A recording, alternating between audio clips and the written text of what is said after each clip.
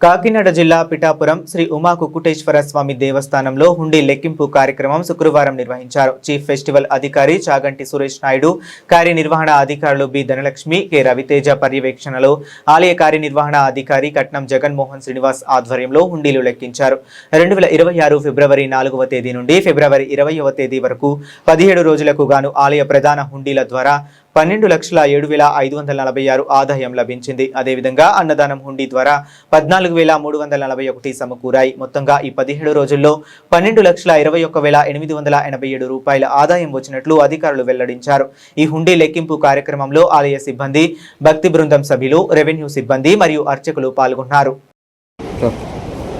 ఓం నమః శివాయ. దక్షిణ కాశీగా విరాజిల్లుతున్న ఈ పాదగయ క్షేత్రంలో శ్రీ కుక్కుటేశ్వర స్వామి వారి దేవస్థానంలో మహాశివరాత్రి పర్వదినం అనంతరం ఈరోజు హుండీలని తెరిచి లెక్కించగా 17 రోజులకు గాను నోట్ల ద్వారా 10,06,567, చిల్లరగా 2,09,979 రూపాయలు, వెరసి 12,07,546 రూపాయలు వచ్చింది. అదేవిధంగా ఈ క్షేత్రంలో జరుగుతున్న నిత్య అన్నదాన హుండీ ద్వారా 14,341 రూపాయలు వచ్చింది. వెరసి 17 రోజులకు హుండీల ద్వారా 12,21,887 రూపాయలు హుండీల ఆదాయంగా వచ్చింది. ఈ హుండీల ఆదాయంలో విశేషం ఏంటంటే 14 విదేశీ నోట్లు వచ్చినాయి.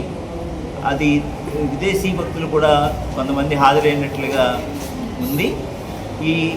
మీకు ఈ డబ్బులు మారకం ద్వారా ఎంత వచ్చిందనేది విడిగా బ్యాంక్ నందు జమ చేయడం జరుగుతుంది.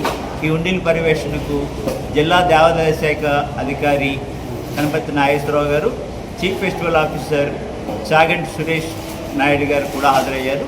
అదేవిధంగా సమీప ఆలయాల ఈవోలు రవితేజ గారు, ధనలక్ష్మి గారు, ఇతర సిబ్బంది, చైతన్య గోదావరి బ్యాంక్ సిబ్బంది, స్థానిక పోలీసులు, రెవెన్యూ సిబ్బంది అందరూ హాజరయ్యారు.